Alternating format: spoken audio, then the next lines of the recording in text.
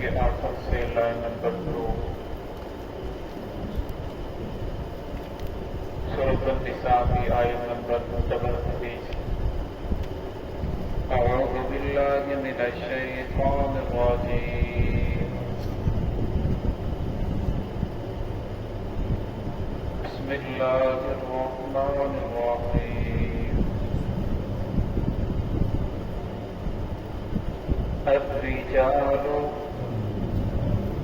قوامون على النساء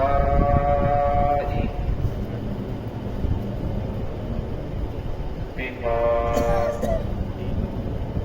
فضل الله بعضهم على بعض وبما أنفقوا من أموالهم، فالصالحات قانتات حافظات للغيب بما حفظ الله، واللاتي تخافون نشوزهن فعظوهن واهجروهن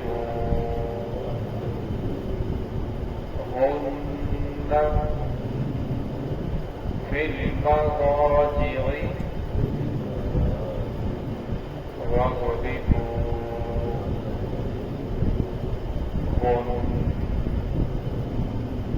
فإن أطعنكم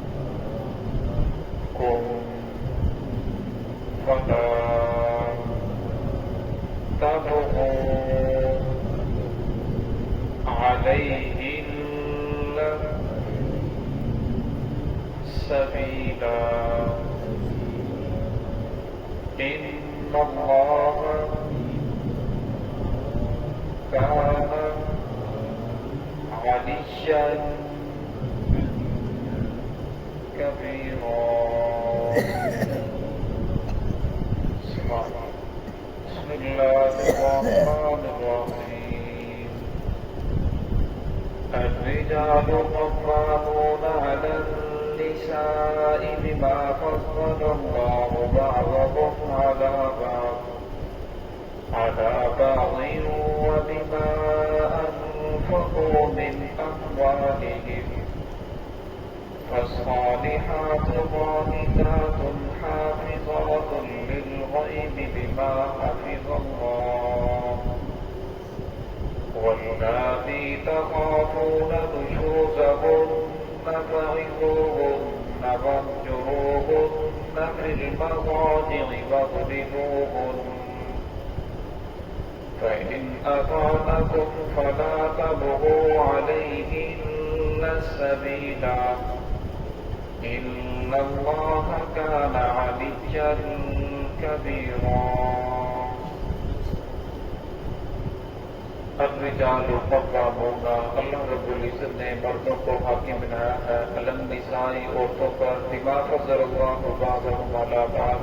اور اللہ رب العزت نے ایک کو دوسرے پر فضیلت عطا فرمائی ہے۔ وَإِمَا أَنفَقُوا مِنْ أَمْوَالِهِمْ، اس واسطے کہ وہ خرچ کرتے ہیں اپنے مالوں کو۔ فالصالحات، پس وہ عورتیں صالح ہوں، نیک ہوں، قانتات، اطاعت کرنے والی ہوں، فرمانبرداری کرنے والی ہوں۔ حافظات للغیب، اس کے پیٹھ پیچھے غیر موجودگی میں حفاظت کرنے والی ہوں، بما حفظ اللہ، اللہ رب العزت کی نگہبانی کے ساتھ۔ واللاتي تخافون، وہ لوگ جنہیں خوف ہو اپنی عورتوں سے، نشوزہن، ان کی بد دماغی کا، فَعِظُوهُنَّ پس انہیں سمجھائیں، وَاهْجُرُوهُنَّ پھر ان سے اپنے بستر کو علیحدہ کر لیں، فِي الْمَضَاجِعِ وَاضْرِبُوهُنَّ پھر بھی باز نہ آئے تو پھر انہیں ہلکا پھلکا مارنے کی اجازت ہے۔ فَإِنْ أَطَعْنَكُمْ پس اگر وہ باز آ جائے، فَلَا تَبْغُوا عَلَيْهِنَّ سَبِيلًا پھر نہ تم تلاش کرو ان کے خلاف کوئی راستہ۔ إِنَّ اللَّهَ كَانَ عَلِيًّا كَبِيرًا بے شک اللہ رب العزت بہت بڑی عظمت والے ہیں۔ اس آیت کے اندر اللہ رب العزت نے مردوں کو عورتوں پر حاکم بیان فرمایا کہ مرد عورتوں کے اوپر حاکم ہیں، اللہ رب العزت نے ان کو حاکم بنایا ہے۔ جس طرح مرد کو اللہ رب العزت نے حاکم بنایا ہے، اس طرح مرد کی ذمہ داریاں بھی بہت زیادہ ہیں۔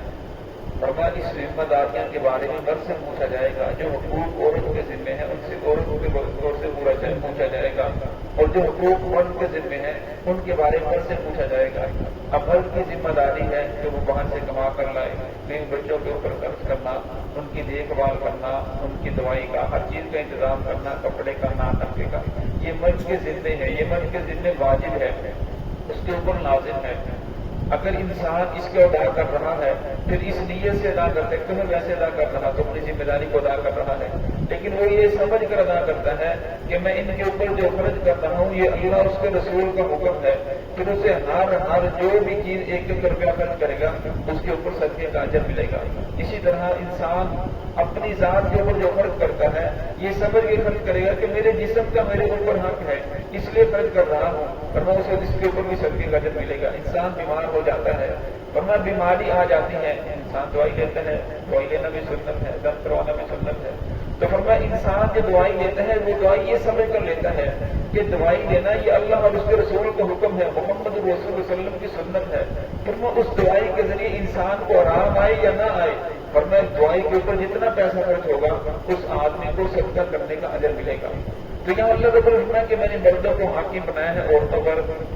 تو اس کی ایک وجہ یہ ہے کہ وہ اپنے مالوں کو ان کے اوپر خرچ کرتے ہیں، اپنے مالوں کو خرچ کرنے کی وجہ سے مرد کی ذمہ داریاں زیادہ ہیں۔ اب عورت کے لیے یہ ضروری نہیں کہ وہ باہر جا کر کام کرے، کما کر لائے، خاوند کو کھلائے، بچوں کو لائے، یہ اس کے ذمہ لازم نہیں ہے، یہ ساری چیزیں جو مرد کے ذمہ لازم ہے۔ اور پھر فرمایا کہ اب ہم نے بعض کو بعض پر فضیلت عطا فرمائی ہے ایک دوسرے کو، تو بعض پر تو ایسا ہوتا ہے عورت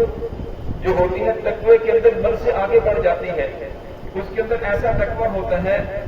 محمد رسول اللہ صلی اللہ علیہ وسلم کی ایسی اطاعت کرنے والی ہوتی ہے، وہ تقوی کے اندر مرد سے بھی آگے بڑھ جاتی ہے، تو بعض مرد عورت سے آگے بڑھ جاتا ہے۔ تو فرمایا یہ جو فضیلت عطا فرمائی یہ تقوی کے اعتبار سے بعض بعض پر فضیلت عطا فرمائی ہے۔ پھر آگے فرمایا جو فرما بردار عورت ہے، اچھی عورت ہے، اس کی صفات بیان فرمائی ہے۔ اس کی پہلی صفت یہ ہے فصوالیہ، فرمایا وہ نیک ہوگی، صالح ہوگی، خان اطاعت، فرمایا وہ اطاعت کرنے والی ہوگی، اپنے خاوند کی اطاعت کرنے والی ہوگی، فرما برداری کرنے والی ہوگی، حافظات للغیب ما حافظ اللہ، اور مرد کی غیر موجودگی میں اس کی مال کی، جان کی، عزت کی، آبرو کی، گھر کی حفاظت کرنے والی ہوگی، بما حافظ اللہ، اللہ رب العزت کی حفاظت کے ساتھ، اصل تو نگہبان اللہ رب العزت، لیکن مرد کی غیر موجودگی میں اس کے گھر کی حفاظت کرنے والی ہے۔ تو یہاں اچھی عورت کی دو صفات بیان فرمائی ہے، فرمایا ایک جو فرما برداری کرنے والی ہے، اور دوسرا فرمایا کہ مرد کی غیر موجودگی میں اس کے گھر کی، مال جان کی، اس کی عزت کی حفاظت کرنے والی ہے۔ وسلم کی حدیث ہے، فرمایا انسان کی خوش بختی ہے کہ جس کے 4 صفتیں جس کے اندر پائی جائے، 4 نعمتیں مل جائیں دنیا کی، وہ بڑا خوش بخت انسان ہے۔ فرمایا پہلی چیز گھر کی جو بیوی ہو وہ نیک ہو، اطاعت کرنے والی ہو، فرما برداری کرنے والی ہو، فرمایا یہ انسان دنیا کے اندر سے بہت بڑی نعمت ہو چکی ہے۔ اور فرمایا وسیع گھر جس آدمی کو مل جائے، گھر کی تنگی نہ ہو، گھر وسیع ہو، فرمایا یہ بھی خوش بختی کی علامت ہے۔ نیک پڑوسی، اچھے پڑوسی کا مل جانا یہ بھی خوش بختی کی علامت ہے، اور راحت و آرام والی سواری کا مل جانا یہ بھی خوش بختی کی علامت ہے۔ اور ہمیں انسان کی بدبختی یہ ہے کہ اس کی بیوی اچھی نہ ہو، وہ بد کردار ہو، بد چلن ہو، بد دماغ ہو،